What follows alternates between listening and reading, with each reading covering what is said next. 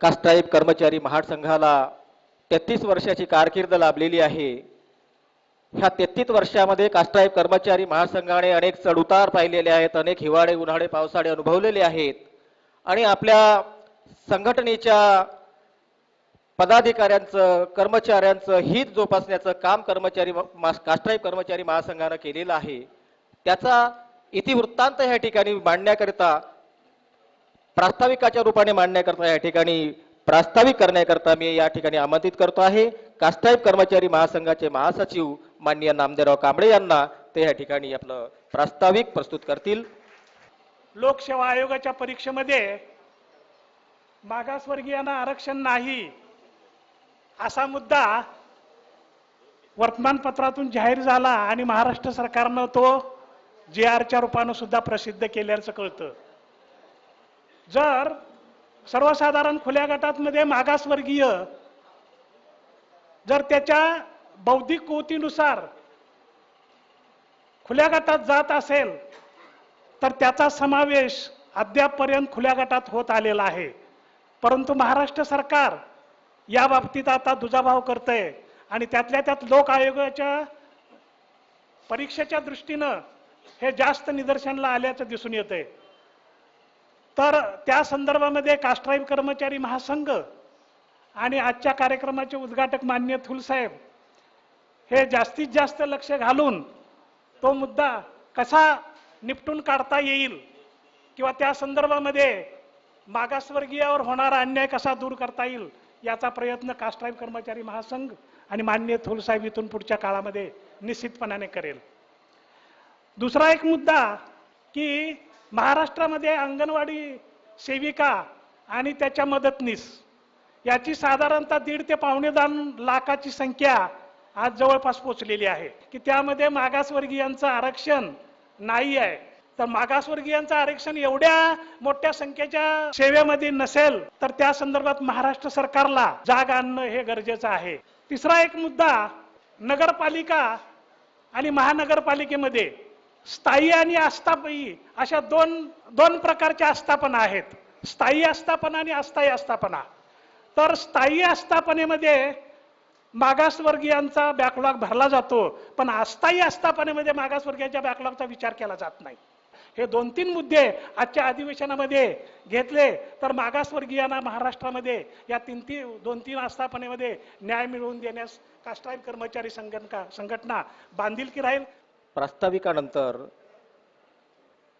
मी या ठिकाणी आमंत्रित करतो आहे आजच्या कार्यक्रमाचे सन्माननीय उद्घाटक माननीय न्यायमूर्ती शियल थुल साहेब, चेअरमन अनुसूचित जाती जमाती आयोग महाराष्ट्र राज्य मुंबई, हे आपलं उद्घाटनपर भाषण या ठिकाणी करतील अशी मी त्यांना विनंती करतो। इथे कांबळे साहेबांनी 2-3 प्रश्न इथे निर्माण म्हणजे त्यांनी सूचना केल्या।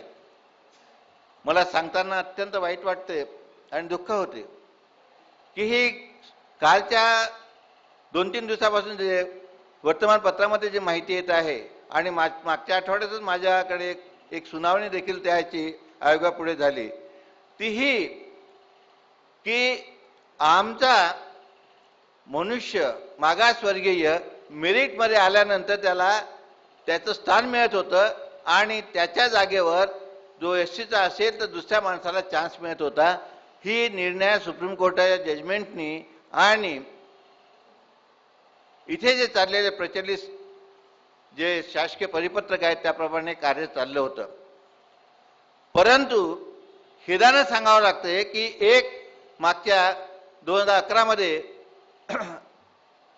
11-12च्या याच्यामध्ये एक जे मुख्य सचिव होते महाराष्ट्राचे, त्यांनी मॅटमध्ये 2 केसेसमध्ये स्वतः ॲफिडेव्हिट दिलेला आहे आणि त्यांनी सांगितलं की जो मनुष्य मेरिटमध्ये जातो त्याला ओपनमध्ये घ्या जरी शेड्यूल कास्टचा असेल तरी, आणि जो शेड्यूल कास्टचा आहे तो शेड्यूल कास्टमध्येच राहील, हे ॲफिडेव्हिट दिलं आहे। मी इंगळे साहेबांशी चर्चा केली आणि त्यांना सांगितलं की डिंगळे नावाचा जो BC सेलचा डेप्टी सेक्रेटरी आहे त्यांनी माझ्याकडे अशा प्रकारचं ॲफिडेव्हिट दिलेलं आहे, आपण त्या दोन्ही केसेसचे घ्या आणि ज्या चीफ सेक्रेटरीनी अशा प्रकारे ॲफिडेव्हिट देऊन आमच्या मागासवर्गीयाचा घात केलाय त्याला नागडं केल्याशिवाय राहू नका। कुऱ्हाडीचा दांडा गोतास काळ जर होत असेल तर त्याला धडा शिकवणं हे गरजेचं आहे आणि तोच व्यवहार आणि आपण हायकोर्टमध्ये आपण त्याच्यामध्ये चॅलेंज केलं पाहिजे की हा जो यांनी मॅटमध्ये 2 जे ॲफिडेव्हिट दिले आहेत ज्याच्यामुळे समाजाचं एक मोठं नुकसान झालेलं आहे त्याच्यावर आम्ही अभ्यास करून हायकोर्टमध्ये केस दाखल करू आणि इंगळे साहेब यांनी मला प्रॉमिस केला आहे की ही केस मी स्वतः हायकोर्टमध्ये घेऊन जाणार. तर म्हटलं तुम्ही जा, आम्ही तुमच्या सोबत आहोत. म्हणजे आपलाच मनुष्य कशा रीतीने नुकसान करतो याचं उदाहरण म्हणजे एमपीएससीचे जे झालेले परवाचे जे आहे. अरे आतापर्यंत आपण तेच करत होतो ना, मेरिटमध्ये जर आमचा मनुष्य आला असेल तर तो ओपनमध्ये जागा घेत होता आणि त्याच्यामुळं एक शेड्यूल कास्ट असो किंवा शेड्यूल ट्राईबची असो एका आमच्या कर्मचाऱ्याला एका विद्यार्थ्याला सर्व्हिसमध्ये येण्याचा चान्स मिळत होता. पण तुम्ही अशा प्रकारे जर ॲफिडेव्हिट देत असाल तर त्याच्यामुळे नुकसान कोणाचं झालं? समाजाचं झालं. समाजाचा घात झाला, मागासवर्गीयांचा घात झालेला आहे. त्याला आपण योग्य प्रकारे न्यायालयाच्या माध्यमातून न्यायालयाची लढाई करून आमच्या आयोगाच्या माध्यमातून जे करायचं ते करणारच आहोत. पण त्या व्यक्ती देखील आपण करणं गरजेचं आहे. अस्थायी स्थायी समितीच्या बाबतीमध्ये एक केस माझ्यापुढे सध्या पेंडिंग आहे, प्रलंबित आहे, आपल्या मुंबई महानगरपालिकेची. आणि त्याच्यामध्ये मी काही डायरेक्शन शासनाला देणार आहे आणि त्याच्यात त्यांना हे करणार आहे की जर जेवढा काही स्टिप्युलेटेड टाईम आहे, जेवढा काही कायदेशीर कार्यकाल आहे, एवढा जर त्या कर्मचाऱ्याने पूर्ण केला असेल तर he should be treated as regular employee and he should give the all benefits of regular employee, not as A temporary employee. हे देखील मी त्याच्यामध्ये करणार आहे. आणि तिसरा प्रश्न अंगणवाडीच्या बाबतीमधला आहे. त्याचा मी पुन्हा देखील कांबळे साहेब आणि इंगळे साहेबांशी बसून चर्चा करेल आणि काय काय पॉईंट त्याच्यात आपण घेता येतील त्याचा देखील आपण हा विचार करणार आहोत. अशा ह्या तीनही प्रश्नाचा मी उलगडा करण्याचा आयोगाच्या माध्यमातून, कारण आयोग लोकांना काही वाटत असेल नसेल परंतु ह्या आयोगाच्या आदेशानेच महाराष्ट्र शासनाच्या रिझर्वेशनच्या कायद्याप्रमाणे इरिगेशनचे अशोक आपले जाधव आणि दुसरे एस.एल. जाधव हे दोन्ही आयोगाच्या 28 मार्च 2008च्या आदेशाप्रमाणे सचिव झाले आहेत. अशा प्रकारे हा आयोग सतत कार्य करत राहतो. यात काही आणि त्याला आमच्या इंगळे साहेबांची वदोवधी मदत असतेच. पुष्कळशा काय गोष्टी होतात आणि आयोग आणि तुमच्यासारखी एक ॲक्टिव्ह संघटना, संघर्ष करणारी संघटना जर एकत्र आल्या तर शासनाला, कोणतंही शासन असलं तरी त्यांना कायद्याप्रमाणे आमच्या मागासवर्गीयांचे हक्क अबाधित ठेवण्याशिवाय दुसरा पर्याय राहत नाही. पण त्याच्याकरता संघटन आणि ताकद दाखवणं गरजेचं आहे. पण जे काही कायदेशीर हे असो, मार्गदर्शन असो किंवा आयोगाच्या माध्यमातून जेवढी काही मदत करता येईल तेवढं देण्याकरता ह्या कास्टाईब महासंघासोबत मी सदैव आहे. ही बाब आपण ठाम धरून घ्या, एवढंच या प्रकारे मी आश्वासन देतो आणि इथंच थांबतो. जय भीम. कार्यक्रमाचे अतिथी आदरणीय पंजाबराव वानखेडे साहेब, अपर जिल्हाधिकारी नागपूर यांना मी या ठिकाणी आमच्या मार्गदर्शनाकरता आमंत्रित करतो आहे. माननीय पंजाबराव वानखेडे साहेब. पहिल्यांदा असं होते की 6 महिन्यातनं शासनाने कंपल्सरी केलं आहे की कास्ट ट्राईब सोबत बैठक व्हायला पाहिजे. बघा, आपल्याला कुठलीही गोष्ट ही सहजासहजी मिळत नाही आणि मिळालेली नाही. इतिहास आहे की 1950 नंतर सुद्धा, म्हणजे संविधानामध्ये आम्हाला आरक्षण मिळालं असताना सुद्धा प्रत्येक गोष्ट आम्हाला संघर्ष करूनच घ्यावी लागली आहे. प्रत्येक गोष्टीसाठी आपल्याला लढा द्यावा लागला आहे. सगळ्यात आधी हे माहीत असायला पाहिजे की आम्हाला शासनाकडनं शासन निर्णय आणि परिपत्रकानुसार कुठल्या प्रकारच्या सवलती प्राप्त आहेत. नंबर 1. नंबर 2 की आपल्याला आपलं मेरिट प्रूव्ह करायचं आहे. मागासवर्गीय सोडून इतरांना कोणालाही मेरिट प्रूव्ह करायला सांगण्यात येत नाही, कारण ते समजतात की हा मेरिट आहे याच्यामध्ये. आपल्याला मात्र क्षणोक्षणी ही परीक्षा द्यावी लागते की नाही, माझ्यामध्ये सुद्धा मेरिट आहे. तर त्याकरता एक काम जे आपल्या हॉलमध्ये बसलेल्या सगळ्या कार्यकर्त्यांना करायचं आहे ते म्हणजे आपण ज्या डिपार्टमेंटमध्ये काम करतो त्या डिपार्टमेंटचे, त्या सेक्शनचे, त्या शाखेचे, त्या विभागाचे सगळे GR आणि सगळे सर्क्युलर्स आपल्याला माहीत असले पाहिजे. आणि त्यासाठी वेगळं काहीच करायची गरज नाही. ती फाईल घरी घेऊन जायची आणि वाचायची आणि त्या नोट्स काढायच्या. माझी बदली जर इथे झाली आहे, माझी बदली जर या ॲडिशनल कलेक्टर म्हणून मग दुसऱ्या ठिकाणी झाली आहे, तर पहिल्यांदा मी काय करतो की पहिल्यांदा सगळे GR आणि सर्क्युलर्स वाचून घेतो ज्या पोस्टिंगवर मी आहे. सामाजिक न्याय विभागामध्ये असणाऱ्या योजना याची सगळी माहिती आणि आदिवासी विभागामध्ये असणाऱ्या योजना, ह्या योजनांची सगळी माहिती कास्ट ट्राईब संघटनेच्या सगळ्या सदस्यांना असणं गरजेचं आहे. कारण ते आपल्या विकासाच्या योजना आहेत. 5,000 कोटी रुपयाचं बजेट महाराष्ट्र शासनाचं सामाजिक न्याय विभागाचं, लोकसंख्येच्या समप्रमाणामध्ये. तर कास्ट ट्राईब संघटनेचा एक कार्यकर्ता म्हणून सामाजिक न्याय विभाग आणि आदिवासी विभाग त्या सगळ्या योजनांची माहिती आपल्याला असणं गरजेचं आहे. आपल्या घरी 2 वेळ चुलीची चिंता मिटलेली आहे. 6व्या वेतन आयोगानुसार आपला पे स्केल चांगल्या प्रमाणात झालेला आहे, परंतु अजूनही 67% पॉप्युलेशन मागासवर्गीयांची ग्रामीण भागामध्ये राहत आहे. या ग्रामीण भागाकरता किंवा स्लम एरियामध्ये असणाऱ्या सगळ्या मागासवर्गीयाकरता कुठल्या योजना आहेत याची माहिती सुद्धा आपण करणं हे आपलं एक सामाजिक आणि आद्य कर्तव्य आहे.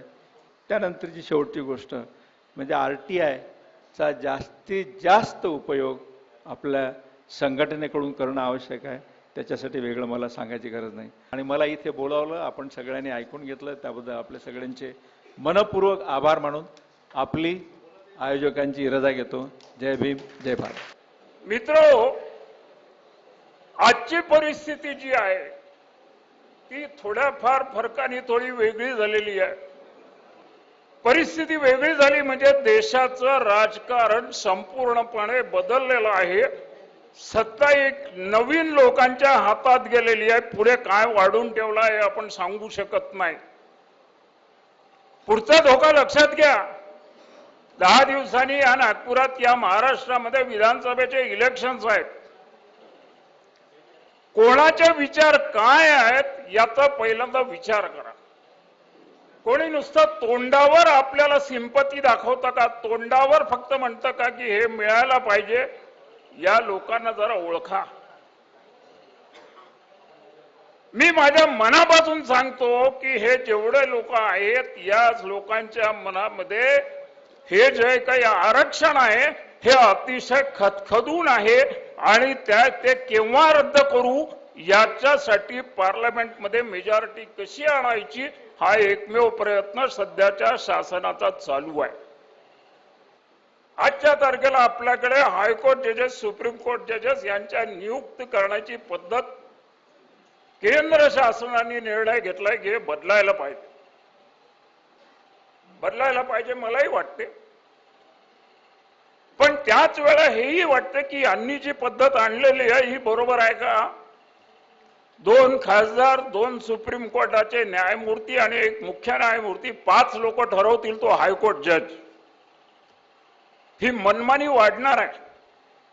जर या देशातला IAS माणूस, या देशातला APS माणूस युनियन पब्लिक सर्व्हिस कमिशन मधून येतो तर न्यायाधीशांच्या JMFC पासून सर्व नियुक्त्या या पब्लिक सर्व्हिस कमिशन पासूनच झाल्या पाहिजे, तर आपल्याला खरोखर पुढे न्याय मिळणार आहे. मला आपण इथे बोलायची संधी दिली त्याबद्दल मी तुमच्या सर्वांचा आभारी आहे. प्रश्न असा होता की आमच्यावर अनटचॅबिलिटीचे 2 प्रकार आहेत.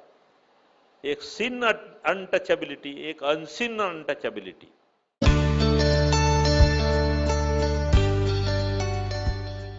आपल्या पुढच्या मार्गदर्शनासाठी या ठिकाणी मी आमंत्रित करतो माननीय प्राध्यापक डॉक्टर कासारे साहेब. आज ही जी वाटचाल केली आहे 34वे हे अधिवेशन या धम्मचक्र प्रवर्तनाच्या पर्वावर इथे मतभेद होतात, मतभेद हे वाढू देऊ नये. कारण एकदा एका प्रसंगी बाबासाहेबांनी म्हटलंय आमच्या लोकांच्या पोटामध्ये मतभेदाचं झाड वाढतच जातं. चांगलं काम करण्यापेक्षा मतभेद वाढतात, चांगल्या संघटनेचं त्या ठिकाणी नुकसान होतं. आपली जी संघटनेच्या माध्यमातून असणारी शक्ती ही विघटित होते. आणि म्हणून अशा प्रसंगी ज्या व्यक्तीने आपल्या जीवनाचे इतके वर्ष ही संघटना जोपासण्याच्या दृष्टीने अथक परिश्रम घेतलेले त्या माणसाचे हात मजबूत केले पाहिजे, आपली संघटना मजबूत केली पाहिजे, संघटनेचा प्रचंड ऐक्याचा आवाज लोकांपर्यंत गेला पाहिजे, तरच आपण काही करू शकतो. या प्रसंगी मी कृष्णाजी इंगळे यांचं अभिष्टचिंतन करतो आणि त्यांनी जे कार्य केले ते आणखी उत्तरोत्तर त्यांच्या हातून मोठं कार्य हो ही अपेक्षा करतो. आणि पुनश्च आपल्या सर्वांना ह्या धम्मचक्र प्रवर्तन दिनाच्या पर्वावर शुभेच्छा देतो. जय भीम, जय भारत. आपल्या कार्यक्रमाचे सन्माननीय अतिथी ज्यांची आपण आतुरतेनं वाट बघतो आहे ते आपल्याला मार्गदर्शन करणार आहेत. त्याकरिता मी या ठिकाणी आमंत्रित करतो माननीय डॉक्टर S.M. वाघमारे साहेब, पोलीस उपायुक्त नागपूर शहर. गेल्या 34 वर्षापासून कास्ट्राईब कर्मचारी महासंघ कर्मचाऱ्यांच्या आणि अधिकाऱ्यांच्या हितासाठी त्यांच्यावर होणाऱ्या अन्यायाच्या विरुद्ध ठामपणे उभा राहून झगडत आहे. अतिशय छोट्या स्वरूपात लावलेलं हे रोपटं आज त्याचा विशाल वटवृक्ष झालेला आहे. गेल्या 3 वर्षापासून मी नागपूरमध्ये आहे. दादांचा आणि माझा त्यापूर्वीचा परिचय आहे, पण नागपूरमध्ये मी नेहमी पाहतो जेव्हा जेव्हा माझ्याकडे येतात 5 ला 10 मिनिट कमी असले की त्यांची चुळबुळ सुरू होते, मला जायचं आहे. आणि मी त्यांना मुद्दाम आग्रह करतो, दादा थांबा, चहा येतो. नाही नाही मला जायचं आहे, माझं ऑफिस सुरू आहे. दूर दूरून लोक आलेले आहेत आणि मग चहा न घेताच दादा त्यांच्या कामाकरता निघून जातात. महाराष्ट्राच्या कानाकोपऱ्यातून अन्याय झालेले अन्यायग्रस्त कर्मचारी त्यांच्या भेटीसाठी या ठिकाणी येत असतात. आणि हा माणूस अडचण घेऊन आलेला कर्मचारी हा महासंघाचा सदस्य आहे किंवा नाही याचा कुठलाही विचार न करता, ओळख असो वा नसो, त्याच्या मदतीसाठी अत्यंत हिरिरीने धावून जातो. आज 68 वर्षांचं वय झालेलं आहे. त्यांचा उत्साह पाहिल्यानंतर असं वाटतं की 68 वर्षांचा म्हातारा आहे की 68 वर्षांचा जवान. मार्क पकवार साहेबांनी या ठिकाणी एक फार मोठी अपेक्षा आपल्याकडून बोलून दाखवलेली आहे आणि ती पूर्ण करण्यासाठी आपण सर्वांनी तनमन धनाने प्रयत्न करणं अतिशय गरजेचं आहे. आणि तुम्ही मनात आणलं तर अशक्य काहीही नाही. लवकरच आपलं हे स्वप्न पूर्ण करण्याच्या दृष्टीने आपण प्रयत्न करूया. पुन्हा एकदा धम्मचक्र प्रवर्तन दिनाच्या शुभेच्छा देतो आणि कास्ट्राईब कर्मचारी महासंघाचा हा वटवृक्ष असाच विस्तीर्ण होत जावो, त्याची सावली तुम्हा आम्हा सर्वांना मिळो आणि कर्मचाऱ्यांच्या अन्याय आणि अत्याचाराच्या विरोधात लढण्याकरता दादांना भगवंताने बळ द्यावं अशी भगवंताचरणी प्रार्थना करतो. 2 शब्द संपवतो. जय भीम, नमो बुद्धाय. माननीय इंगळे साहेबांना या ठिकाणी आमंत्रित करतो की यथोचित असं मार्गदर्शन या ठिकाणी करावं. महाराष्ट्रातला असा एकही तालुका नाही की ज्या तालुक्याला मी गेलेलो नाही. कुणीही मला सांगू शकत नाही. प्रश्न असा होता की आमच्यावर अनटचॅबिलिटीचे 2 प्रकार आहेत. एक सीन अनटचॅबिलिटी, एक अनसीन अनटचॅबिलिटी. सीन अनटचॅबिलिटी लगेच की मला जातीहून शिवाय दिल्या, मला अमुक केलं, मला तमुक केलं. आणि अनसीन अनटचॅबिलिटी ही कागदावरची असते. त्याचे CR कसे लिहिले जातात, त्याच्यावरचा अन्याय कसा होतो. एक सिरसाट नावाचा तहसीलदार होता जालन्याला. त्या ठिकाणी त्याला अल्पबचतचं पहिलं बक्षीस, त्याला सगळेच बक्षीस पहिले होतं. त्याच्या CR मध्ये लिहिलं होतं, त्याचा ॲडव्हर्स CR होता आणि त्यात लिहिलं होतं की हे हॅज नो ग्रास्पिंग कॅपॅसिटी. म्हणजे तो सगळंच मेरिट होता. तर तो एक नरवाडे होते, ते BCom ला फर्स्ट मेरिट होते, MPSC फर्स्ट मेरिट होते आणि शेवटी त्याला काय ते he has no grasping capacity. त्यानंतर डॉक्टर भगत होते पुलगावचे GSIS मध्ये, तो MBBS ला फर्स्ट मेरिट, MD ला फर्स्ट मेरिट, MPSC मध्ये फर्स्ट मेरिट आणि त्याचा CR आला की he has no grasping capacity. Subramaniam नावाचे चीफ सेक्रेटरी होते, त्या चीफ सेक्रेटरी, आता मला फारसं ते नाव नाही आठवत, त्यांच्याकडे नेलं. म्हटलं हे कसं की याला हा बोर्डात पहिला आहे, BCom ला पहिला आहे, MCom ला पहिला आहे, MPSC पहिला आहे आणि त्याला he has no drafting capacity. हा माणूस आहे रेव्हेन्यूचा, ह्याला सगळेच फर्स्ट मेरिट आहेत, याला कुठेही काही नाही, तरी त्याचं ॲडव्हर्स CR. असे 6 उदाहरणं मी दिले. एक कांबळे होता नागपूरचा इरिगेशनचा, तो सुपरिंटेंडिंग इंजिनियर म्हणून झाला. तेव्हा त्या गव्हर्नमेंटनं म्हटलं की नाही म्हणजे हे कसं. त्यावेळी नंतर मग आपले PG गवई होम सेक्रेटरी होते, ते चेअरमन होते PSI कमिटीचे, PSI2 ते पोलीसच्या ह्याच्यात. त्यांच्याकडे 1800 मध्ये फक्त 2च आले. 1798 लोकांचे CR खराब होते. कुणावर इन्क्वायरी सुरू होती, कुणावर काही होती.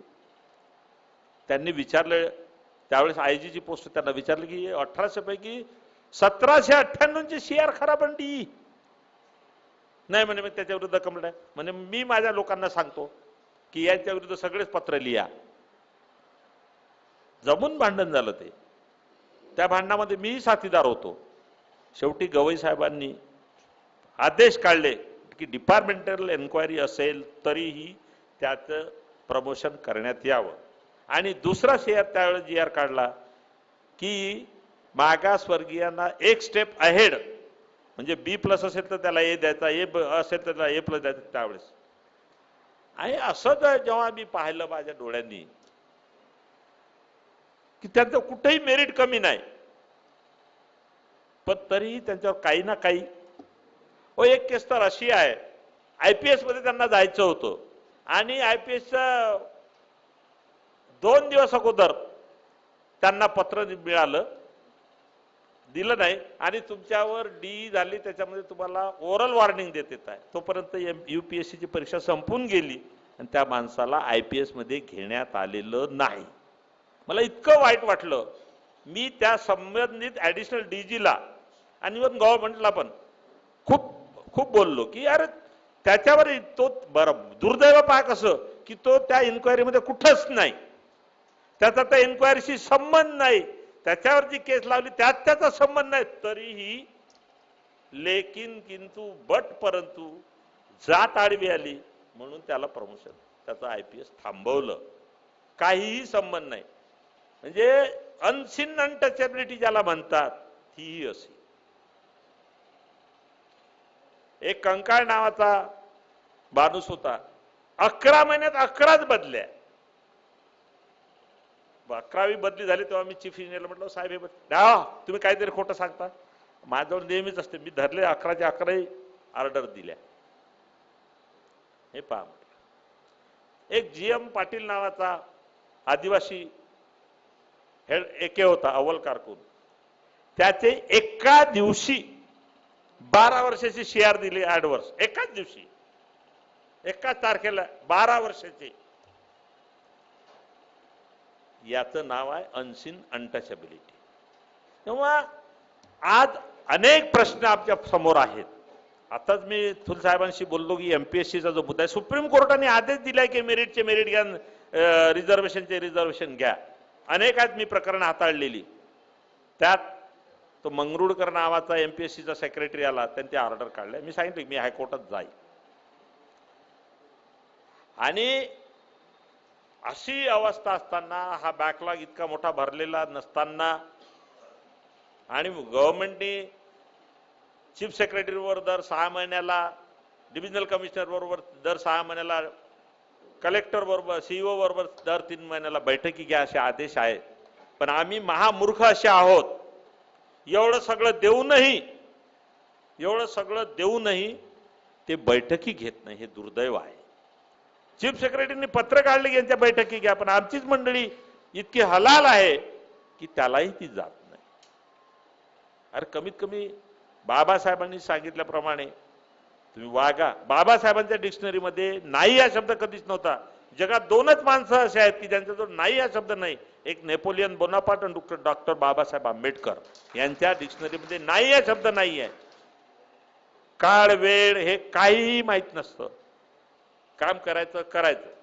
तेव्हा आपल्याला पुढचे दिवस अतिशय वाईट आहे, अतिशय वाईट आहेत.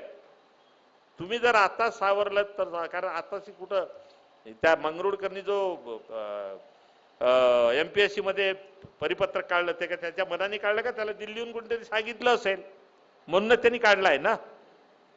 तेव्हा या गोष्टीचं लक्षात ठेवा. तो SC आहे का ST आहे का VJT आहे, आपण 3 भाऊ आहोत. SC मोठा, ST लहान, VJT तिसरा भाऊ. ह्या सगळ्या गोष्टीचा आपण जेव्हा हे करतो, विश्लेषण करतो, तेव्हा आपण हा विचार केला पाहिजे. बाबासाहेबांनी काय सांगितलं होतं की तुमच्या कमाईचा 20वा हिस्सा द्या. किती देतो आम्ही? काहीही देत नाही. रिझर्व्ह बँकेच्या गव्हर्नरने काय म्हटलं, हे लोक परत जरी करत असले, घेतलेलं लोन परत करतात ते सगळे, आम्ही तर लोन परत करतच नाही ना. आम्हाला ते शिकवलंच नाही. आम्हाला फक्त 3च गोष्टी शिकवल्या: Sunday mutton day, Sunday TV day आणि संडे दारू day. We have no 4th day. निघाला तर मग त्याच्यावर अन्याय झाला तो अन्याय डे, मग करते संघटना डे, आणि 5व्या दिवशी तो परत त्या 3 days वर येतो. 7 days त्याच्याजवळ नाही.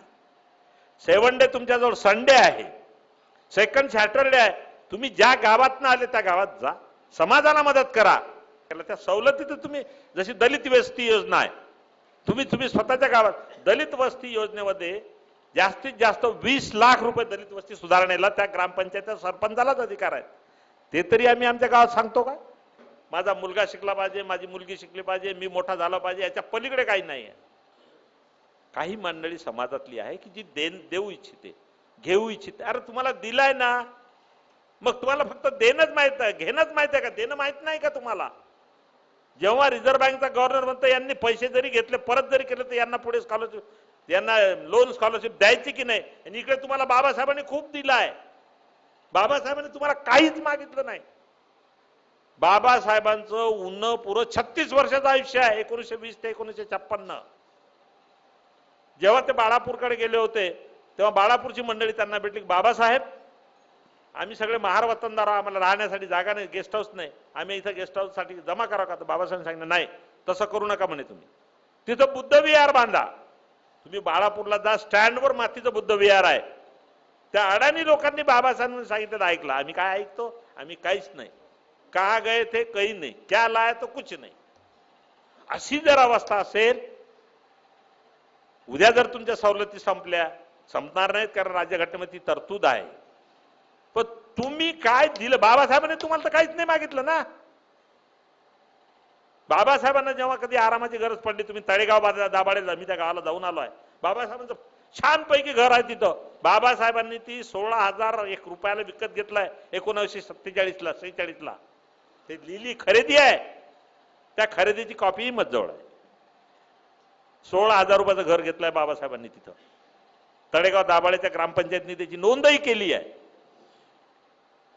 त्यानंतर देवळालीला तिथेही त्यांची जागा आहे. बाबासाहेब कुठं जात, कुणाला पत्ता नाही, काही लिहिताना.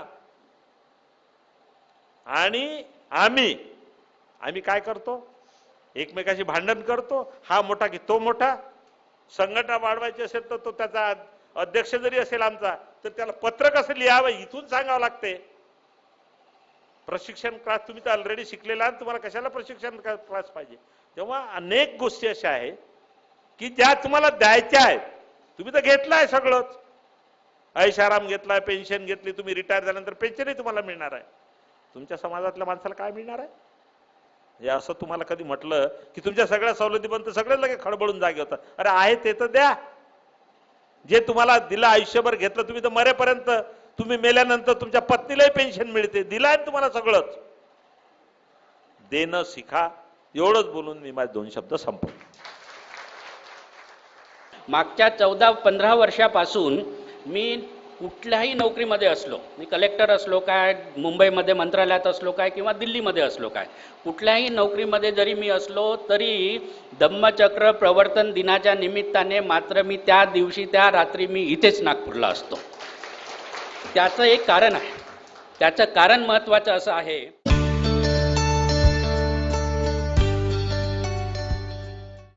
आपण आतुरतेनं यांच्या मार्गदर्शनाची वाट बघत आहोत. ते आपल्या 34व्या वार्षिक अधिवेशनाचे प्रमुख अतिथी माननीय डॉक्टर हर्षदीप कांबळे साहेब, सभापती नागपूर सुधार प्रन्यास नागपूर, हे आपल्याला या ठिकाणी मार्गदर्शन करणार आहेत. मी त्यांना या ठिकाणी डायसवरती आमंत्रित करतो की त्यांनी आम्हाला आपलं मार्गदर्शन द्यावं. डॉक्टर हर्षदीप कांबळे साहेब. या नागपूरला यायच्या आधी, म्हणजे इथे माझी बदली व्हायच्या आधी, खरं तर IAS मध्ये जेव्हा मी अभ्यास करत होतो तर नागपूर शहरामध्येच मी त्यावेळेस राहत होतो. तेव्हा माझी फार इच्छा असायची की जर मी IAS झालो तर नागपूरमध्ये माझी एखादी पोस्टिंग व्हावी, जेणेकरून माझ्या आवडीचं हे शहर आहे, या शहरासाठी मला काहीतरी करायला मिळेल. आणि आता नुकतीच महाराष्ट्र शासनाने नागपूरला माझी NITचे चेअरमन म्हणून बदली केली. आता जवळपास 1 महिना मला होत आहे. तर ते ह्या नोकरीचा मी थोडासा तेव्हा, कारण औरंगाबादमध्ये महापालिकेमध्ये आयुक्त म्हणून पदावर काम करीत होतो. महापालिका तुम्हाला सर्वांनाच माहीत आहे, तिथे काय सकाळपासूनचं जे सुरू होऊन जातं, म्हणजे सकाळी 5-6 वाजल्यापासून की आमच्या वॉर्डमध्ये पाणी आलं नाही, आमच्या वॉर्डमधला कचरा उचलला गेला नाही, रात्रीपर्यंत मग आमच्याकडचे दिवेच लागत नाही, कशी महापालिका चालते, तुम्ही काय करता वगैरे, असं दिवसभर तिथे काम जे आहे ते सुरू राहतं. त्याच्यामुळे त्या कामामध्ये रिट्रोस्पेक्शन करायला वेळ मिळत नव्हता, इंट्रोस्पेक्शन करायला वेळ मिळत नव्हता. नागपूरला बदली झाल्यानंतर मात्र ते तिथले जे 104 नगरसेवक होते तेवढे इथे नाहीत. त्यामुळे थोडासा विचार करायलाही मोकळा वेळ मिळतो. मग तेव्हा मी सहज विचार करत होतो आणि औरंगाबादची काही मंडळी या ठिकाणी आलेले आहेत, कास्ट ट्राईबचे ते सदस्य आहेत. तर औरंगाबादमध्ये असताना मी सांगायचो की औरंगाबाद हे शहर जे आहे, ह्या शहरामध्ये डॉक्टर बाबासाहेब आंबेडकरांनी जे केलेलं काम आहे, शिक्षणाच्या बद्दलचं जे केलेलं काम आहे, जे एज्युकेशनल इन्स्टिट्यूट त्या ठिकाणी त्या माणसाने एवढी मोठी विजन ठेवून केलेलं काम आहे, त्यामुळे मी म्हणायचो की बाबासाहेबांची ही औरंगाबाद जी आहे की त्या अर्थाने कर्मभूमी मानायला हरकत नाही. आणि मी त्यांना सांगायचो की मी नागपूरचा राहणार, आता मागच्या 15 वर्षापासून मी नागपूरमध्ये सेटल झालेलो आहे, पुढे सुद्धा इथेच राहणार आहे, आत्ताच सांगून देतो. तर नागपूरला बाबासाहेबांनी इथे सर्वात मोठं म्हणजे आपल्यासाठी जो धम्म दिला, धम्माची दीक्षा दिली, ती दीक्षाभूमी या ठिकाणी आहे. तर मी तिथे बोलताना नेहमी उल्लेख करायचो की मी नागपूरचा आणि औरंगाबादमध्ये मला काम करायची संधी मिळते, ती माझ्यासाठी खूपच महत्त्वाची आहे. आणि इथे औरंगाबादचे जसं मी सांगितलं की काही लोक आहेतच. तर सर्वात आधी काम जे कुठलं केलं मी, त्या ठिकाणी गेल्यानंतर मिलिंद महाविद्यालयाला त्या ठिकाणी मी भेट दिली. आणि तो परिसर जो आहे त्यावेळेस जवळपास 250 एकर जमीन, 250 ते 350 एकर जमीन बाबासाहेबांनी त्यावेळेस घेऊन ठेवलेली होती. आणि तिथे असणारे रस्ते वगैरे फार खराब होते. आता कॉर्पोरेशनमध्ये थोडेफार तुम्हाला पॉवर्स असतात, त्यामुळे सर्वात आधी इथे आता त्याला साक्षीदार लोक पण आहेत, सर्वात आधी 4 कोटी रुपये लावून मिलिंद वनाचा परिसर जो आहे तिथले सर्व रस्ते जे आहेत ते आपण चकाचक करून दिले. औरंगाबादमधले सर्वात सुंदर रस्ते त्या परिसरामध्ये झालेत. त्यानंतर पण आता फक्त कमिशनर म्हटल्यानंतर एकाच ठिकाणचं नाही तर शहरासाठी सुद्धा 60 कोटीचे रस्ते महापालिकेची आर्थिक स्थिती ठीक नसताना सुद्धा आपण केलेत. पण ज्या बाबासाहेबांनी जे म्हटलं होतं, मला ते नेहमीच आठवत राहतं की मोक्याच्या जागा ज्या आहेत त्याच्यावर आपण जायला पाहिजे. म्हणजे त्याची किंमत तेव्हा बाबासाहेबांना किती समजली होती हे लक्षात येतं. या नोकरीमध्ये आता जवळपास मला 17 वर्ष झालेले आहेत आणि ह्या 17 वर्षाच्या कालावधीमध्ये मी पाहत आहे की अशा महत्त्वाच्या जागांवर आपण गेलो तर काय काय करू शकतो. समाज कल्याण मंत्र्याचे सचिव म्हणून काम करीत, खाजगी सचिव म्हणून दिल्लीमध्ये काम करीत असताना खूप चांगली संधी मला त्या ठिकाणी मिळाली. बऱ्याचशा स्कीम्स ज्या आपल्याला रिवाईज करायच्या होत्या त्या केल्यात. आपण त्या ठिकाणी प्री मॅट्रिक स्कॉलरशिप आपल्या मुलांसाठी नव्हती, ट्रायबलसाठी नव्हती, दोन्हीसाठी त्यावेळेसच ती मंजुरी जी आहे ती त्या काळामध्ये त्या ठिकाणी झाली. ते कॅबिनेट नोट जी आहे ती ड्राफ्ट करायचाही चान्स मला त्यावेळेस त्या ठिकाणी मिळाला. त्यामुळे एका निर्णयामुळे त्यावेळेस शेड्यूल कास्टचे जे आहेत 50 लाख विद्यार्थ्यांना एका वर्षामध्ये फायदा झाला. त्याच्यानंतर ट्रायबल डिपार्टमेंटनी तिथे जे शेड्यूल ट्राईबचं जे मिनिस्ट्री आहे त्यांनी आमची नोट जशीच्या तशी उचलली, तिथलं शेड्यूल कास्ट काढून शेड्यूल ट्राईब टाकलं, आकडे बदलले, तशीच कॅबिनेट पुढे नेली, त्यांच्यासाठी ती मान्य झाली. तर अशा काम करायची जी संधी आणि मग ज्या गोष्टीवर आपण जसं तथागतांनी म्हटलं आहे, you become what you think. विचारांची जी ताकद असते ती विचारांची ताकद खूप मोठी असते. मग ह्या परिस्थितीमध्ये, कारण बाबासाहेबांचे जे विचार आहेत माझ्या जीवनावर त्याचा फार मोठा प्रभाव आहे. आमच्या घरामध्येच आई भाऊजी, विशेषतः आई जे आहेत ती ह्या सगळ्या चळवळीमध्ये काम करीत असते, त्यामुळे लहानपणापासूनच आमच्या मनावर ते संस्कार आहेत. मग जिकडे आपण जसं विचार करतो तसं आपण बनत असतो. मग ह्या नोकरीमध्ये असताना मला फार चांगल्या संधी मिळाल्यात. त्यामध्ये आणखी एक खूप चांगली संधी मिळाली दिल्लीमध्ये असताना, ते म्हणजे 26 अलीपूर रोडला ज्या ठिकाणी बाबासाहेबांनी स्वतःचा शेवटचा श्वास घेतला त्याला इंटरनॅशनल स्मारक करण्यासाठी कमिटी नेमणं आणि ते काम करून घेण्याचंही काम करायची संधी मला त्या ठिकाणी मिळाली. इथं या ठिकाणी कासारे साहेब आहेत, त्याच्यानंतर सदानंद बनते जे ऑल इंडिया भिक्खू संघाचे अध्यक्ष आहेत, त्यांनासुद्धा त्या कमिटीवर जे आहे त्या कमिटीवर आम्ही घेतलेलं होतं. सामाजिक न्याय विभाग दिल्ली या विभागामार्फत कुठल्याही बनतेजींना कुठल्याही कमिटीवर घेण्याची ती पहिलीच वेळ होती आणि त्या विषयाचं महत्त्व जाणून ते मला करता आलं, याचं मला फार बरं वाटतं. आत्ताच नुकतीच थोरात साहेबांशी माझं बोलणं झालं, सुखदेव थोरात साहेबही त्याच्याशी रिलेटेड होते. त्यांनी सांगितलं की आता ते काम जे आहे आम्ही त्यावेळेसचं जो मंजूर करून दिलेलं होतं ते काम आता CPW विभागामार्फत मोठ्या जोमानी सुरू होणार आहे. त्याच्याकरता आर्किटेक्ट वगैरे सर्वांची नेमणूक त्या ठिकाणी झालेली आहे. तसंच डॉक्टर आंबेडकर फाउंडेशन म्हणून जी संस्था त्या ठिकाणी आहे तिथे सुद्धा जनपथलाच त्यांचंही फार मोठं ऑफिस, एक इंटरनॅशनल सेंटर त्या ठिकाणी, रिसर्च सेंटर त्या ठिकाणी सुरू करायचंही मान्यता ते माझ्याच वेळेस त्या कार्यकाळामध्ये झालेली होती. तर हे सांगायचा उद्देश असा की हा जो प्रवास आहे या प्रवासामध्ये त्यानंतर मी औरंगाबादला आलो. औरंगाबादमध्ये मला तिथे काम करायची संधी मिळाली. त्याच्यानंतर आता नागपूरला आलो. नागपूर हे माझ्यासाठी फार महत्त्वाचं शहर आहे, कारण बाबासाहेबांनी आपल्या सर्वांसाठी ज्या 2 अतिशय महत्त्वाच्या गोष्टी दिल्यात. कृष्णा इंगळे साहेबांनी सांगितलं की 1 मे 1936ला बाबासाहेबांनी ज्या महत्त्वाच्या 5 गोष्टी सांगितल्या त्याच्यामध्ये एक खूप महत्त्वाची गोष्ट आणि जीवनभर बाबासाहेबांनी त्याच्यावर खूप स्ट्रेस दिलेला होता, ती म्हणजे शिक्षणाचं महत्त्व. आणि मला आठवतं की एक रेफरन्ससुद्धा आहे. अशाच एका सभेमध्ये बाबासाहेब जेव्हा गावामध्ये सभा घेत होते तेव्हा ते बोलले होते की आपण आपल्या मुलांना खूप चांगलं शिक्षण आहे ते द्यायलाच पाहिजे. तर त्याच्यावरच ते बोलत होते. तर एक मावशी उभी राहिली त्याच्यामधून आणि तिने बाबासाहेबांना विचारलं की बाबासाहेब, आमच्याकडे 2 वेळेसचं खायला नाही, 2 वेळेसचं आमच्याकडे खायला नाही, तर आमच्या मुलांच्या शिक्षणासाठी आम्ही पैसा कुठून खर्च करायचा. तेव्हा बाबासाहेब म्हटले होते 2 वेळेस जेवायसाठी पैसे नाही तर एकच वेळेस जेवा, पण आपल्या मुलांना शिकवा. एवढं शिक्षणाचं महत्त्व त्यांनी सांगितलं. तो मेरे दिमाग में ये हमेशा से रहा है कि एजुकेशन जो है दैट इज़ द मास्टर की, दैट इज़ द मास्टर की. इसलिए उन्होंने जो शिक्षा का महत्व हमें बताया है वो मैं मानता हूँ कि सबसे बड़ी चीज़ है जो उन्होंने हमें दी है. और बाबा साहब ने शिक्षा के बारे में अगर कहीं बहुत अच्छे इंस्टीट्यूट चालू किए हैं तो फर्स्ट इज़ औरंगाबाद, फिर उसके बाद बॉम्बे में उन्होंने शुरू किए. तो मैं हमेशा से ये कहते रहता हूँ कि ये शिक्षा का महत्व उन्होंने जो हमें बताया है वो एक, और दूसरा जो भी शिक्षित आदमी रहता है हमारे जैसा बड़ा ऑफिसर भी बन जाता है, आपके जैसा भी अच्छा ऑफिसर बन जाता है, अच्छे पदों पे जाता है, लेकिन वो अच्छा आदमी बनेगा इसकी कोई गारंटी नहीं रहती, क्योंकि जितनी बड़ी पोस्ट पे हम जाते हैं तो वहाँ पे प्रलोभन भी इतने ज़्यादा रहते हैं और इतनी सारी चीज़ें तुम्हारे सामने आते रहती है कि हमें लगता है कि यह ऐसे ही मिल रहा है तो हम इसका फ़ायदा हमने लेना चाहिए।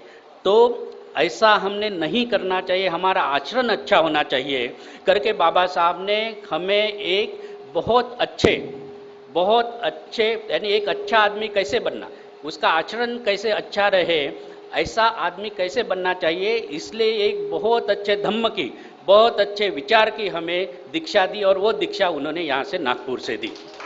मैं ये कहना चाहता हूँ कि बाबा साहब ने दो चीज़ें हमें जो दी है, वो पहली इम्पॉर्टेंट चीज़ है शिक्षा और दूसरी बहुत इम्पॉर्टेंट चीज़ है जो अच्छा आदमी बनाने में हमें हेल्प करती है, वो है दीक्षा। औरंगाबाद और नागपुर का ये कनेक्शन जो है ये हमेशा से मेरे ध्यान में रहा है और ये मेरे नौकरी के इसमें मैं मानता हूँ कि औरंगाबाद भी मेरा जाना ये मेरे लिए बहुत फ़ायदेमंद रहा है और नागपुर में भी मेरा आना मेरे लिए बहुत फ़ायदेमंद रहेगा, ये बात मैं जानता हूँ। और यहाँ पर जब भी मैं आता हूँ, मैं अभी मला जवळपास जसं मी म्हटलं की सर्व्हिसमध्ये जवळपास 17 वर्ष झालेले आहेत।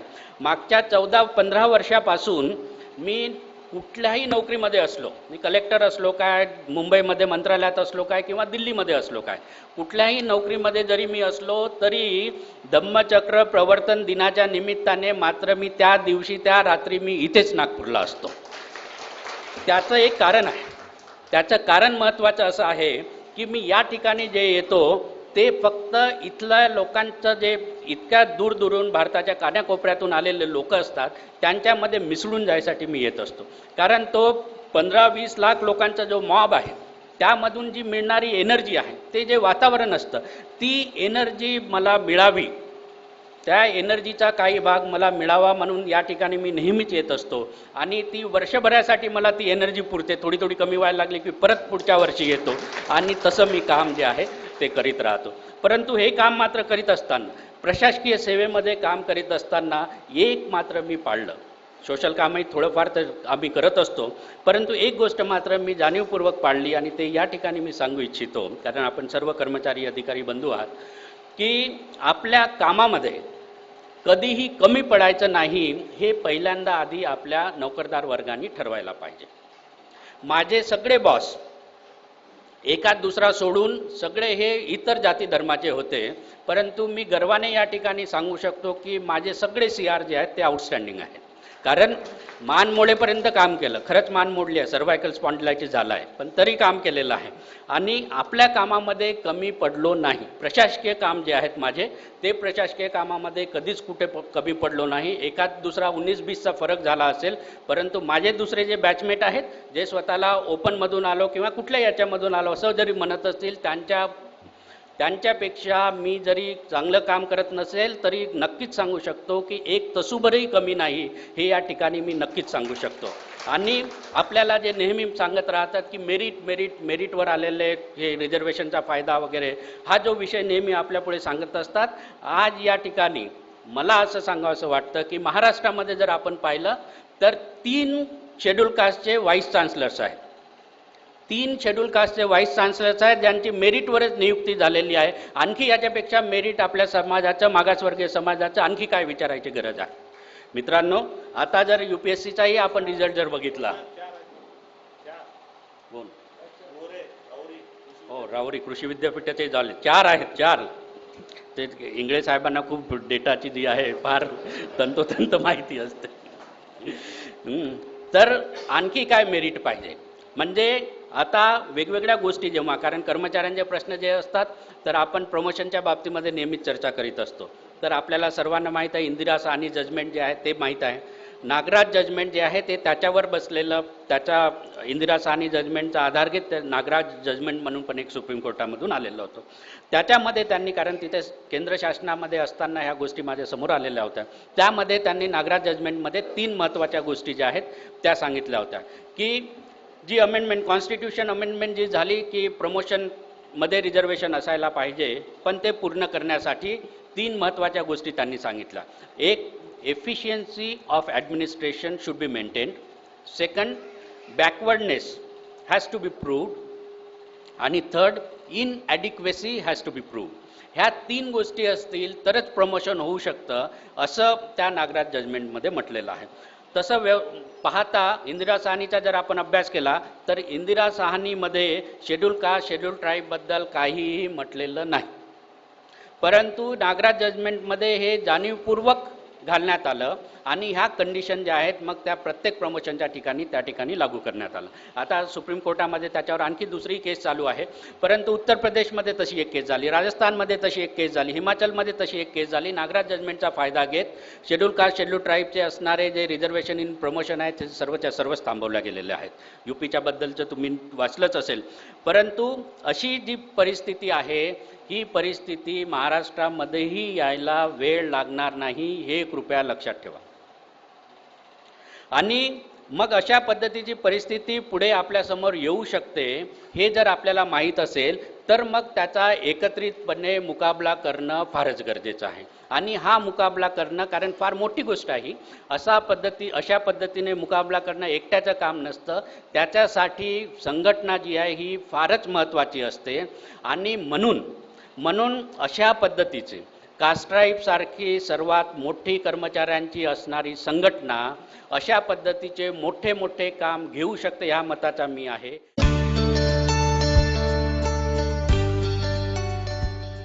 कास्ट्राईब सारखी सर्वात मोठी कर्मचाऱ्यांची असणारी संघटना अशा पद्धतीचे मोठे मोठे काम घेऊ शकते ह्या मताचा मी आहे. आणि म्हणूनच अशा पद्धतीची एवढी मोठी संघटना बांधली आणि ही संघटना बांधून इतके वर्ष चालवून दाखवले. आता 34वे वर्ष आहे.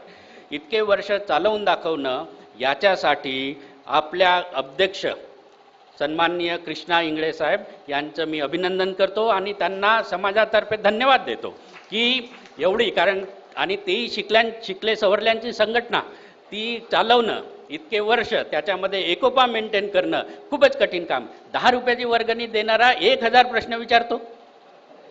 त्यामुळे असं वाटतं की ते जाऊ द्या नको कशाला. त्यामुळे यवतमाळमध्ये आम्ही मोठे मोठे प्रोग्राम घ्यायचो तिथे कलेक्टर असताना. पण ते सगळं प्रशासकीय बाबी सगळ्या सांभाळून माझे सगळे टार्गेट जे आहे ते 100% वर पूर्ण करून काम करायचो. ते काम करीत असताना म्हटलं वर्गणी पुस्तक छापायचं नाही. ज्याला पैसे द्यायचे ते द्यायचे आणि कुणालाच हिशोब द्यायचा नाही म्हटलं. आता इंगळे साहेब जरा फार जसं मी म्हटलं डेटा वगैरे त्यांच्याकडे मेंटेन असतं. नेहमी सांगत असतात की आपण पार्शियल राहून हे ट्रान्सपरंट आपण राहायला पाहिजे. त्या ठिकाणी मी सांगितलं की हे फालतूचे प्रश्न विचारणारे लोक मला नको आहेत. जेवढे काही पैसे कमी पडतील ते मी स्वतःच उभारून देईन म्हणून. आणि ते कार्यक्रम आता सलग 10 वर्ष झालेत त्या ठिकाणी चालू आहेत. परंतु त्याच्यामध्ये जी संघटनात्मक कौशल्य आहे त्याचा अभाव मला थोडासा यावेळेस दिसला. कारण मध्ये मी 4-5 वर्ष जरा बाहेरच होतो त्यामुळे तिथे जाऊ शकलो नाही. परंतु यावर्षी मात्र गेल्यानंतर तिथे आपण महात्मा फुले, डॉक्टर बाबासाहेब आंबेडकर यांच्या संयुक्त जयंतीचा कार्यक्रम जो आहे तो आपण त्या ठिकाणी राबवतो. मी असताना ती सुरुवात केलेली होती 11 एप्रिल ते 14 एप्रिल. परंतु तो चालतो मात्र 7 दिवस. इंगळे साहेबही त्या ठिकाणी आलेले होते. त्यांच्याही तिथे विशेष सन्मान आपण त्यांचा त्या ठिकाणी पुरस्कार देऊन त्यांच्या त्या ठिकाणी केलेला होता. तर त्या ठिकाणी तो कार्यक्रम चालतो आणि त्याचं वैशिष्ट्य असं आहे की सगळे समाजाचे लोक जे आहेत त्या ठिकाणी उपस्थित राहतात. त्याच्यानंतर मी गेल्यानंतर त्या ठिकाणी आणखी एक दुसरा स्मृती पर्व नावाचा एक खूप चांगला कार्यक्रम सुरू झाला. ते मी तुम्हाला त्याचं महत्त्वाचं आहे म्हणून सांगत आहे या ठिकाणी.